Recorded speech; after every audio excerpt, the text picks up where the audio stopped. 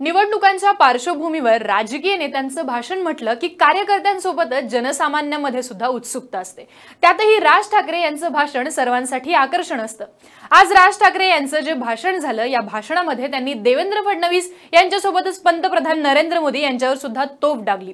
नरेंद्र मोदी यांनी शरद पवार यांच्यावर केलेले आरोप प्रत्यारोप, त्याचबरोबर शरद पवारांचं केलेलं कौतुक हे राज ठाकरे यांनी आज चित्रफितींद्वारे दाखवलं। त्याचबरोबर देवेंद्र फडणवीस म्हणजे फुगा आहेत, ते नेहमी आवश्यक असलेल्या प्रश्नांना बगल देतात असा आरोप सुद्धा त्यांनी केला। लोकसभा निवडणूक आपण लढवणार नाही, मात्र विधानसभा निवडणुकीसाठी तयार रहा असा संदेश सुद्धा त्यांनी कार्यकर्त्यांना दिलाय। राज ठाकरे आजच्या भाषणात नेमकं काय म्हणाले ते पाहूयात। 6-7 दिवसापूर्वी मी ऑफिसमध्ये बसलो असताना सगळे नेते मंडळी होती।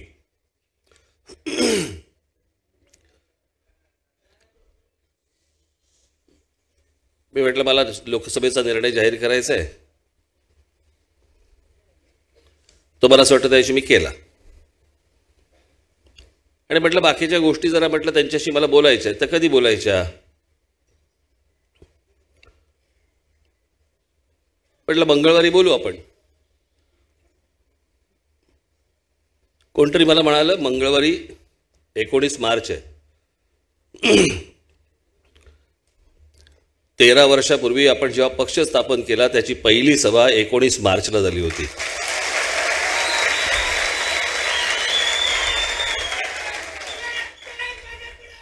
तर मी म्हटलं की चांगली तारीख आहे, बोलू म्हटलं आता आपण जेव्हा।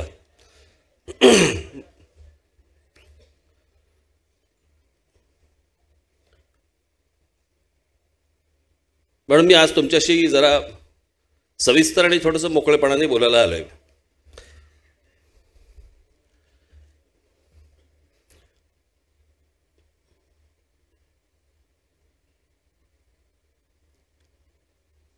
मी बरेच दिवस वर्तमानपत्रांमध्ये, टेलिव्हिजन चॅनलमध्ये मी सगळ्या गोष्टी ऐकत होतो।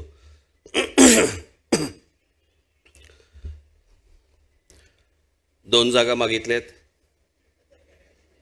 3 जागा मागितल्यात, ईशान्य मुंबईतनं लढणार, बहुधा नाशिकमधनं लढणार, पत्रकारच ठरवतात। बरं, गेल्या कित्येक दिवसांमध्ये मी त्यांना भेटलो पण नाहीये, पण त्यांना असं वाटतं की बाबा आपण काहीतरी लिहिलं की हा पटकन काहीतरी बोलेल आपल्याशी।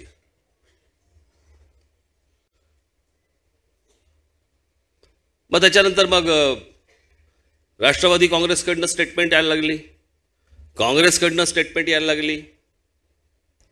कोणी म्हणतं हवेत, कोणी म्हणतं वरती विचारायला लागेल, कोणी म्हणतं नको आहेत।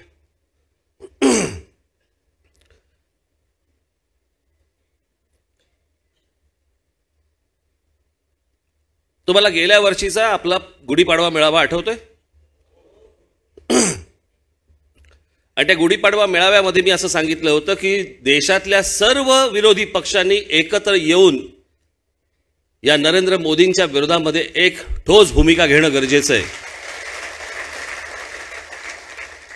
हे मोदी आणि शहा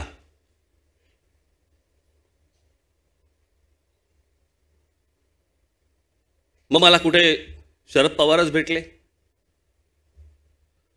मग विमानातच भेटले। आता जमिनीवरच्या चर्चा काय हवेत करायच्या असतात का? त्या दिवशी मी औरंगाबादला, तेही औरंगाबादला, मी बुलढाण्यावरून आलो, ते कुठून आले मला माहिती नाही, परंतु आम्ही एकाच हॉटेलला। नंतर कळलं ते माझ्याबरोबर विमानामध्ये पण आहेत। आता विमानामध्ये समोर आल्यानंतर भेट होणारच, बोलणं होणारच।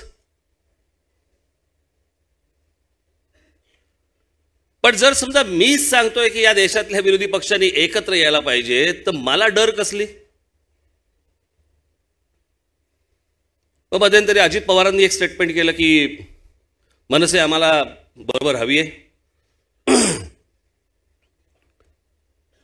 मग तिथून कोणीतरी पृथ्वीराज चव्हाण बोलले की तसं काही करता येणार नाही, आम्हाला बरोबर घेता येणार नाही।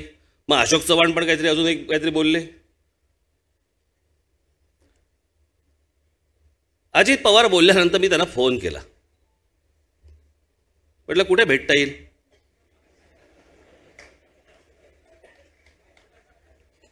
मग आमची भेट ठरली. मी त्यांना पहिला प्रश्न विचारला, म्हटलं मी तुमच्याकडे जागा मागितली आहे? आमच्यापैकी तुमच्याशी कोणी बोललंय की आम्हाला युती करायची आहे असं कोणी बोललंय? ते बोलले नाही. मग नंतर एके दिवशी मला अशोक चव्हाणांचा फोन आला, आपल्याला भेटलं पाहिजे.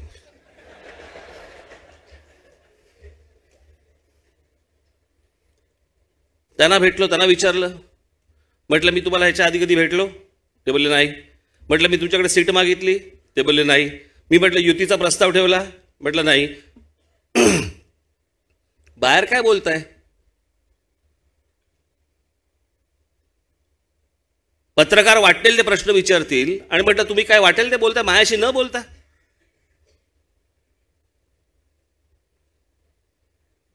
मी म्हटलं मी तुमच्याशी काही बोललेलो नाही, तुमच्या पक्षातल्या लोकांशी काही बोललेलो नाही, माझ्या पक्षातले नेते कोणी तुमच्याशी बोललेले नाही आहेत. पत्रकार काहीतरी प्रश्न विचारतात म्हणून तुम्ही काय वाटेल ते उत्तर द्याल?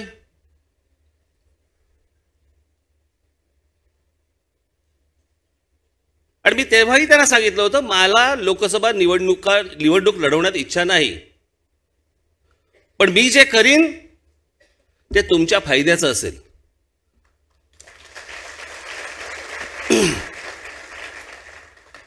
माझ्यासाठी आत्ता या क्षणाला पक्ष कोणीच नाहीये. खरं तर या आत्ताची जी निवडणूक आहे, ही लोकसभेची जी निवडणूक आहे, ही मोदी आणि शहा विरुद्ध देश अशी ही निवडणूक आहे.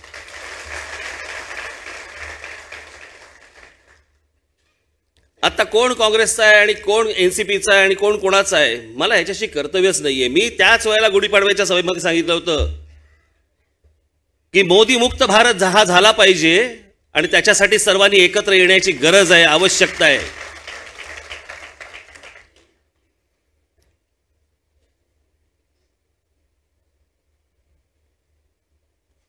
याच्या पुढे मी ज्या काही सभा घेईन त्या सभा ह्या नरेंद्र मोदी आणि अमित शहा यांच्या विरोधातल्या सभा असतील. आणि तुम्ही ही गोष्ट विसरता कामा नये, तुम्हीही लक्षात ठेवावं. ते काय आता चालू आहे चौकीदार? भारताची निवडणूक आहे का नेपाळची? मी एकदा मागे बोललो होतो माहिती त्या फेसबुकच्या वेळेला,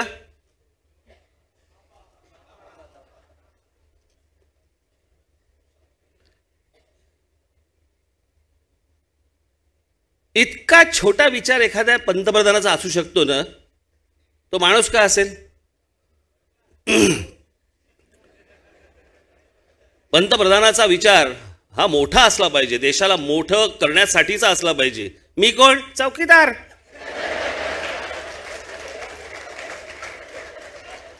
बाबा मी बिल्डिंग बांधीन, माझ्या बिल्डिंगच्या खाली मी 4 चौकीदार ठेवीन. हा नाही, बिल्डिंग तुम्ही बांधा, मी चौकीदार.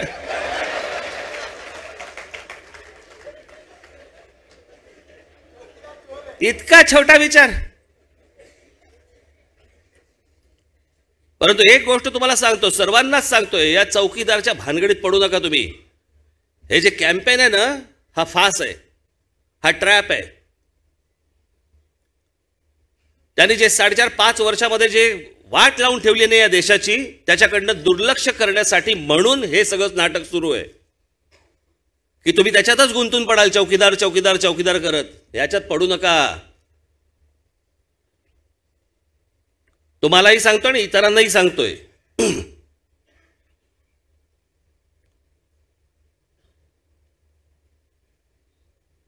आणि त्याच्यामुळे माझं मतच सरळ आहे.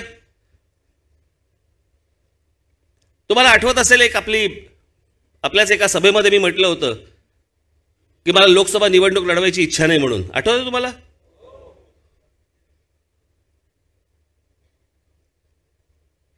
आता जे काही मी ह्याच्यापुढे बोलीन, ह्याच्यापुढे जी काही भाषणं करीन, याच्यापुढे तुम्हीही जे काही करायचंय ते भारतीय जनता पक्षाच्या विरोधात करायचंय, मोदींच्या विरोधात करायचंय. हेच तुमचं काम, हेच पक्षाचं काम. महाराष्ट्र नवनिर्माण सेनेच्या मतदारांना पण मी हे सांगेन की देश आत्ता या क्षणाला खूप मोठ्या एका संकटामध्ये आहे, एका माणसाच्या संकटामध्ये आहे. ते संकट या देशावरनं दूर होणं हे सगळ्यात महत्त्वाचं आहे.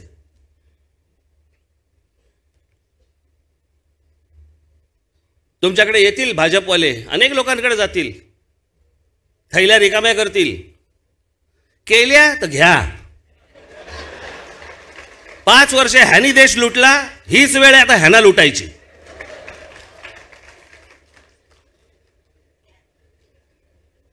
आदेश नाही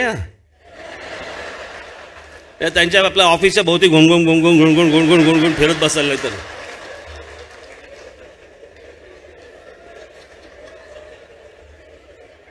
बघ बघ बघ रे जरा काय काढतोय का, बघ बघ जरा काय काढतोय का. तसले काय पॅक करू नका तुम्ही.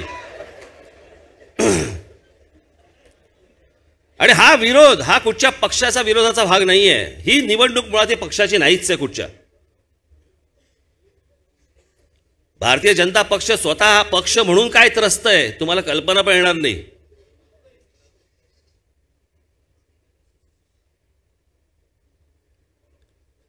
त्यांच्यातले अनेक लोक माझ्याशी बोलत असतात.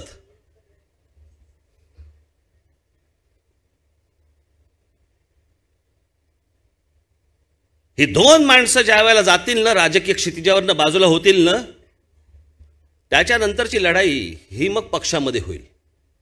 आता ही पक्षांची लढाई नाहीये.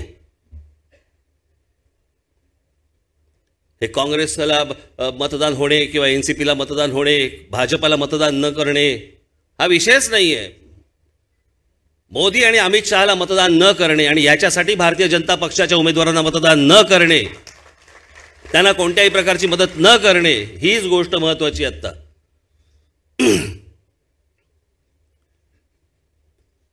मागच्या वेळेला मी जेव्हा तुमच्या समोर भाषण केलं, इथून निघाल्यानंतर माझ्या लक्षात आलं 1-2-3 मुद्दे राहिले.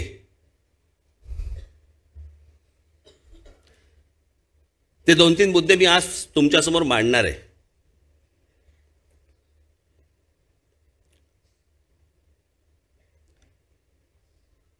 एक अमेरिकन बाई आहेत ना, त्या ब्रिटिश बाई आहेत. त्यांनी बीबीसीला एक लेख लिहिलेला आहे आणि तो लेख त्यांनी जेव्हा लिहिला त्याचा फक्त शीर्षक बघा, कारण त्यातल्या स्कॉलर आहेत, त्या विषयामधल्या स्कॉलर आहेत त्या. आणि त्यांनी बीबीसीला लिहिलेल्या त्या लेखाचं शीर्षक आणि तो लेख एकदा वाचा तुम्ही, मग तुम्हाला कळेल मी काय म्हणतोय ते. जरा दाखव रे,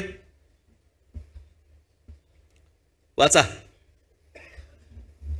मोदी पुन्हा निवडून यावेत ही पाकिस्तानी लष्कराची इच्छा.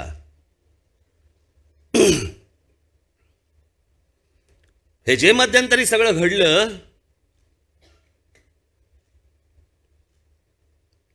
परदेशी जेवढी काही तुमची वर्तमानपत्र जेवढी आहेत ते काय बोलतायत, ते काय सांगतायत, या त्या बाई.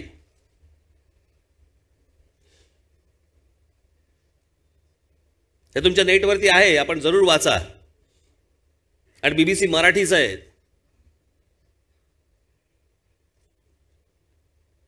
मी तुम्हाला मागच्या वेळेला सांगितलं होतं, आठवतंय की खोटे फोटो टाकले जात आहेत म्हणून सांगितलं होतं, आठवतंय तुम्हाला? खोटे फोटो टाकले जात आहेत. ते खोटे फोटो मी मला सांगितलं होतं ना की अगोदरचा फोटो हा नंतरचा म्हणून दाखवला आणि नंतरचा फोटो हा अगोदरचा म्हणून दाखवलेला आहे. आठवतंय तुम्हाला? दाखव रे. हा अगोदरचा फोटो, कन्स्ट्रक्शन चालू आहे आणि हे कन्स्ट्रक्शन झाल्यानंतर. आणि दाखवतात काय, बिफोर अटॅक आणि आफ्टर अटॅक. हे कन्स्ट्रक्शन चालू आहे इथे.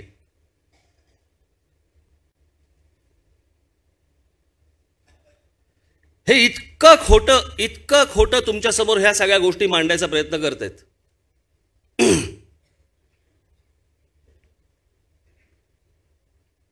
तिसरं काय होतं ते, हे बघा. या सरकारने आरबीआय कडनं 3 लाख कोटी रुपये मागितले. रिझर्व्ह मधले तुमचे आमचे जे आरबीआय कडे असतात, बँकांच्या थ्रू जे जातात ते 3 लाख कोटी रुपये मागितले. त्यातले 28,000 कोटी रुपये रिझर्व्ह बँकेने आत्ता त्यांना दिले. ते मध्यंतरी सोडून कोण गेले ते उर्जित पटेल, ते हीच गोष्ट मान्य करायला तयार नव्हते आणि त्याच्यामुळे त्यांनी राजीनामा देऊन ते मोकळे झाले की मला नाही जमणार आहे.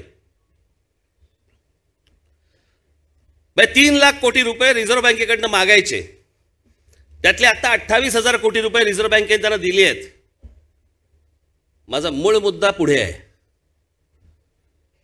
हे जे वातावरण तुमच्या समोर उभं केलं की पाकिस्तान बरोबर युद्ध करायचे युद्ध करायचे युद्ध करायचे, होते कुठे पैसे?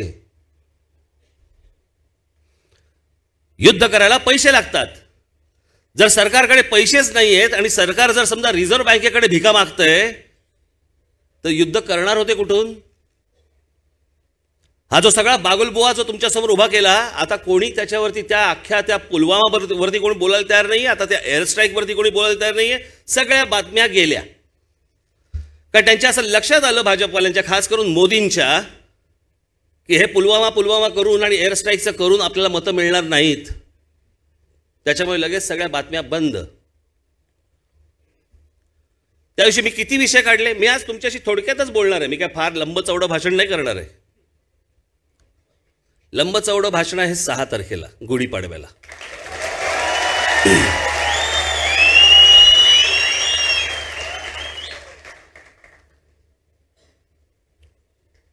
मग त्या दिवशी आपलं भाषण झालं. भाषण झाल्यानंतर मग काहीतरी बोलायलाच पाहिजे समोरून. मग तो हवा गेलेला फुगा एक, तो असा दाबला की कसाही आकार होतो माहिती आहे. समजा त्या दाबलेल्या फुग्याला जर जॅकेट घातलं तर कसं दिसेल? पण ते काहीतरी बरळलं. फडणवीस म्हणे माझी स्क्रिप्ट बारामतीहून आली होती आणि पवारांकडे काय पवारांकडे असे अनेक पोपट आहेत. चला कपडे आम्ही यांचे काढले आणि ह्यांना आमचा पोपट दिसला.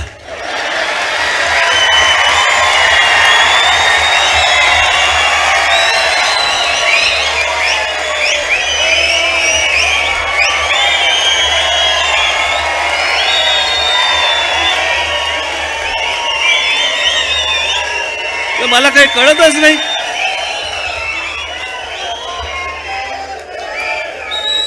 खरा पोपट बघायचा आहे. मी आज सगळं आणलंय.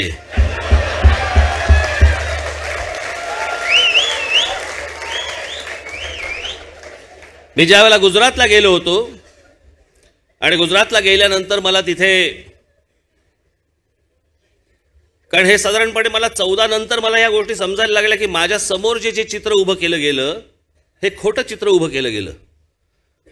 कारण मी जिथे जायचो तिथे माझ्याबरोबर तिकडचे ते IAS अधिकारी, तिकडचे IPS अधिकारी आणि ते सगळे माझ्याबरोबर असायचे आणि मग ते एक फीड करायचे. बरं, ते सगळं अख्खं ते गुजरातच्या सगळ्या गोष्टी पाहत असताना मला असं वाटलं, कारण मी का पाहायला गेलो, कारण रतन टाटा बोलले होते. पण म्हटलं काय काय केलं एकदा तरी बघू.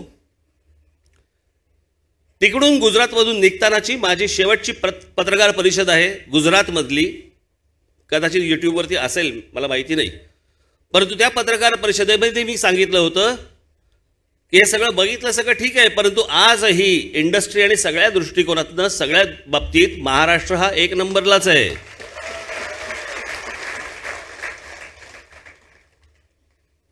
आणि जे काय चित्र उभं केलं मला असं वाटलं की बाबा काहीतरी चांगली गोष्ट घडेल. वर्षभरातच कळायला लागलं की अरे दाखवलेलं चित्र खोटं होतं आणि हा माणूसच बदलला. आता माणूस बदलल्यावर माझी भूमिका बदलणार, बरोबर आहे. आता प्रश्न असा आहे, मी आधी बरं बोललो होतो आणि मग वाईट बोललो की नाही. मला जे चित्र उभं केलं माझ्यासमोर, जे खोटं चित्र उभं केलं त्यांच्या स्वतःबद्दल आणि सगळ्या गोष्टींबद्दल, जेव्हा मला खरं चित्र जेव्हा दिसलं त्याच्यानंतर मी त्या सगळ्या गोष्टी बोलायला सुरुवात केली. आता पहिलं माणूस खरं, आता मी जे तुम्हाला दाखवणार, पहिलं माणूस खरं बोलतोय का जे दुसरं बोलतोय ते खरं बोलतोय. लावा. ये बारामती की रैली देख लीजिए, ऐका पूर्ण. हवा का रुख क्या है पता चल जाएगा. चाचा भतीजे का क्या होगा। कितना जनसागर दूसरी आजादी की लड़ाई लड़ रहा है, उसे यहां चाचा भतीजे से आजादी चाहिए। रे कुठून आवाज काढतो मला काही कळत नाही भाषणामध्ये. मला कधी कधी वाटतं ते फॉर्म्युला 1 गाड्यांचे हे काय फॅन बी नाही. मैंने कुठून काय गाड्या जातात का आजूबाजूनी.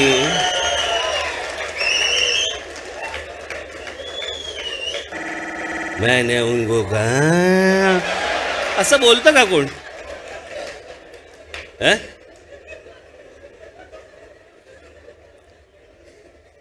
आता देवेंद्र फडणवीस त्या फुग्यासाठीच आता हे त्या फुग्याने नीट ऐकावं.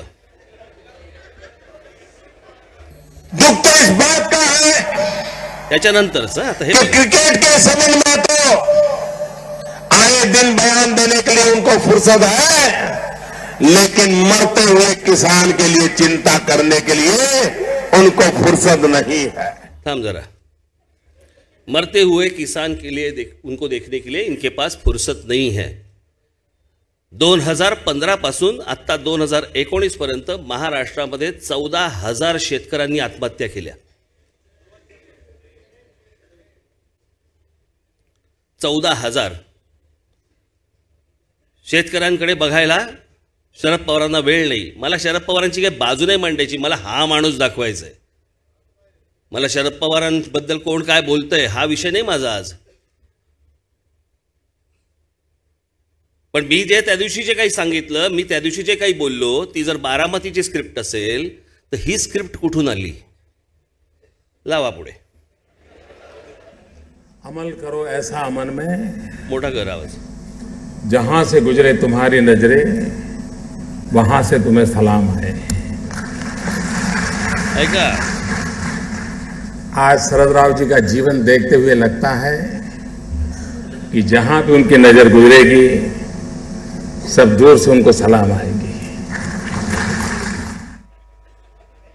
संपलं नाही. शरदराव रचनात्मक कामों की कोख से पैदा हुए राजनेता है.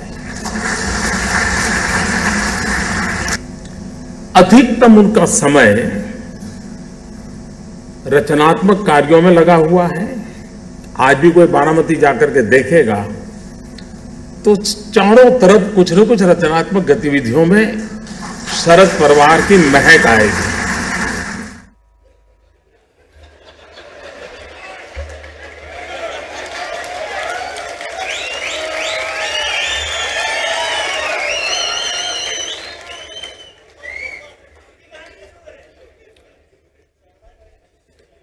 बारामती मधनं चाचा भतीजे को खत्म करना चाहिए, निकाल देना चाहिए. बारामती आजादी मांग रही है आणि इथं काय महक आ रही है. आता उनके काम की महक आ रही है. लावा पुढं. मुझे सामने जाकर के शरदराव को पूछना चाहिए कि शरदराव जी आपको क्या लगता है, आपका अनुभव है, इसका रास्ता कैसे मिला.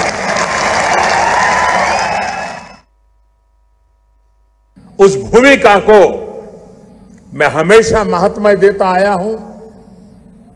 और जैसे भी शरदराव जी बता रहे थे कि मैंने उनको गुजरात बुलाया था, हकीकत तो वो दिखा करके मैं उनसे जानना चाहता था कि अभी कुछ कमी रह गई तो मुझे बताइए, मैं ठीक करना चाहता, मैं सीखना चाहता.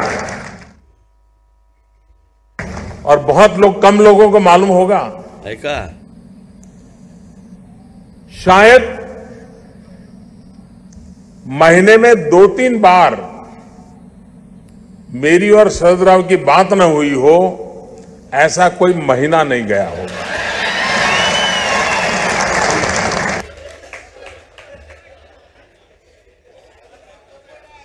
काय करायचं सांगायचं.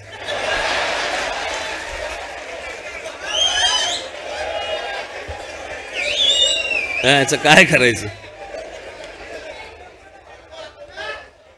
पुढे लावा.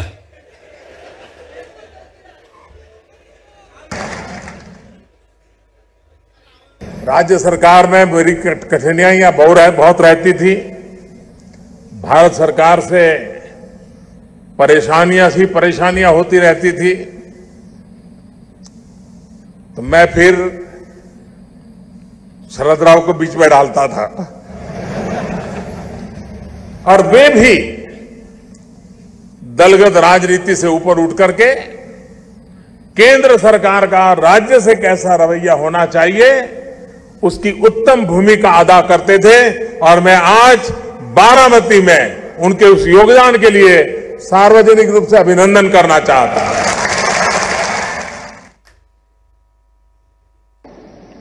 और मैंने देखा है शरद राव जी को, वो कितनी राजनीति की आपाधापी में क्यों न हो, दिन में कितने ही राजनीतिक उठापटक के दबाव के नीचे क्यों न हो, लेकिन अगर किसान की बात आ जाए, खेती की बात आ जाए, तो तुरंत एक्टिव होकर के उस काम को हाथ में ले लेते हैं.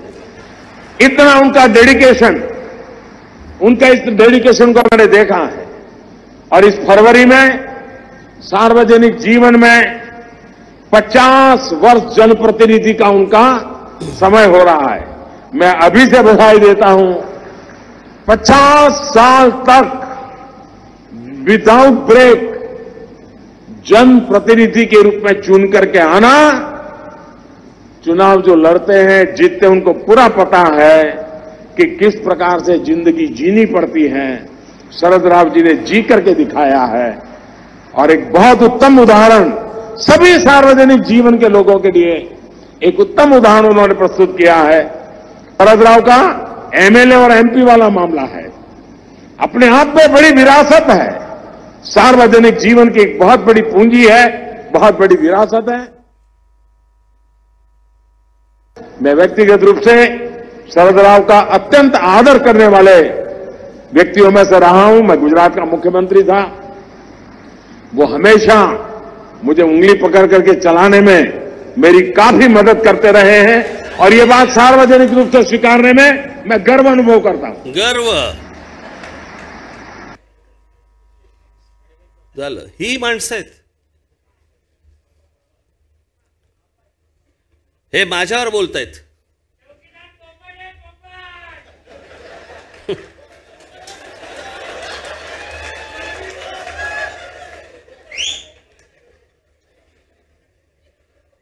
बरं, मी त्या दिवशी सगळं तुम्हाला जे काही सांगितलं ते सगळं युद्धाच्या संदर्भातलं सांगितलं. आमचे फडणवीस तेवढं सोडून त्याची उत्तर द्यायला तयार नाही कोणी. मी जे प्रश्न विचारले त्या प्रश्नांची उत्तर द्यायला कोणी तयार नाहीये. आमचे एक मित्र आहेत, त्यांची एक भाची होती, लहान होती जेव्हा, ती अशी लोक आले की विचारायची, एकदम लहान अशी असताना ती फ म्हण फ, समोरचा माणूस म्हणायचा फ, तुझी आई गेली घाबरून पडून. आता काही संबंध आहे का एकमेकाचा कशाचा कशाला?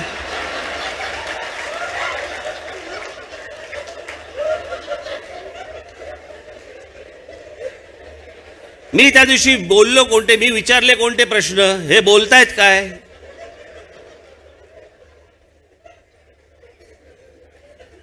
मी जे विचारतोय, हा देश जे प्रश्न विचारतोय, ह्याची उत्तर यांच्याकडे नाहीत.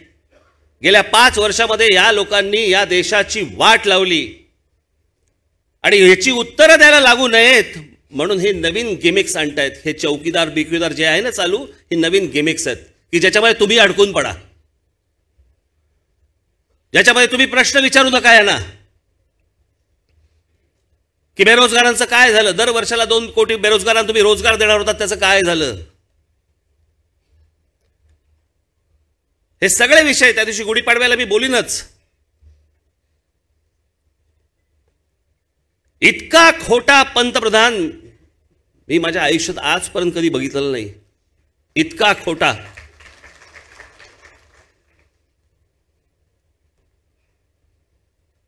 सगळ्यांशी खोटं बोलणारा, सगळ्या बाबतीत खोटं बोलणारा,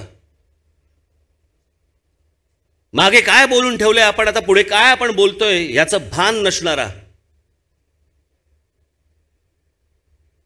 गटारांमध्ये पाईप घाला, त्यातनं जो गॅस येईल त्यातनं चहा बनवा, काय चहासाठी तो उपयोगी पडेल. इतका छोटा विचार पंतप्रधानाचा.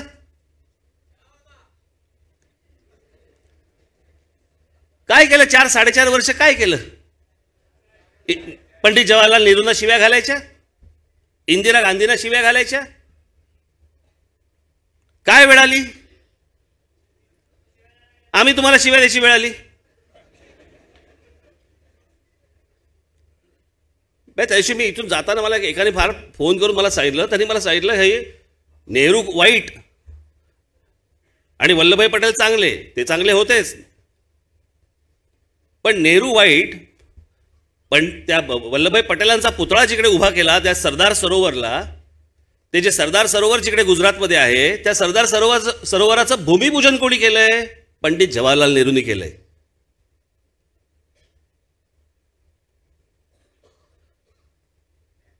मुळात त्यांचं काय तुम्ही सांगताय? हा जो शब्द आहे ना प्रधान, काय तो प्रधान सेवक ना, प्रधान सेवक, हा शब्द मुळात कोणाचा आहे? हा शब्द मुळात आहे पंडित जवाहरलाल नेहरूंचा. त्यांचं जे स्मृती भवन आहे त्या स्मृती भवनामध्ये एक तस्वीर आहे, त्या तस्वीरीवरती त्यांचं एक वाक्य लिहिलं आहे की या देशातल्या लोकांनी मला पंतप्रधान म्हणून बोलू नये, प्रधानमंत्री म्हणून बोलू नये, त्यांनी मला या देशाचा प्रथम सेवक म्हणून समजावं. असं नेहरूंचं वाक्य आहे. कॉप्या कराल तिकडे पुस्तकं पाठवाल, वह्या तिकडे तिथून येणार लिहून. आणि म्हणून मला असं वाटतंय ना की एक नवीन सुरुवात या देशाची होणं गरजेचं आहे. आणि याच्यासाठी ही 2 माणसं बाजूला होणं, या राजकीय पटलावरनं बाजूला होणं हे अत्यंत महत्वाचं आहे, गरजेचं आहे. आज तुमच्या कोण परिचयाचा, कुठच्या पक्षातला आणि कोण कुठचा तुमचा नातेवाईक आहे हे महत्वाचं नाही आहे. हे आज देश धोक्यात आहे. आणि आज देश धोक्यात असताना तुम्हाला मी जे आता सांगितलेलं आहे की यांच्या विरोधातच तुम्ही उतरलं गेलं पाहिजे. यांच्या जे काही प्रचार करायचा आहे तो यांच्या विरोधातच झाला पाहिजे. त्याचा फायदा व्हायचा त्यांना होऊन जाऊन देत. आपल्याला आत्ता या क्षणाला काही फरक पडत नाहीये. तुम्ही सगळेजण विधानसभेच्या तयारीला लागा. एवढंच फक्त मी आज तुम्हाला इथे सांगण्यासाठी म्हणून आलोय. कारण ही काय माणसं अशी सुधारणार नाहीत. त्याच्यामुळे तुम्हाला जेव्हा विचारलं जाईल तेव्हा तुम्ही ह्याच गोष्टींची उत्तर द्यायची आहेत. हे सगळं बाहेर काढा. मी तुम्हाला सगळ्या गोष्टी नीट पुन्हा एकदा समजावून गुढीपाडव्याला सांगीन, सविस्तर सगळ्या गोष्टी समजून सांगीन.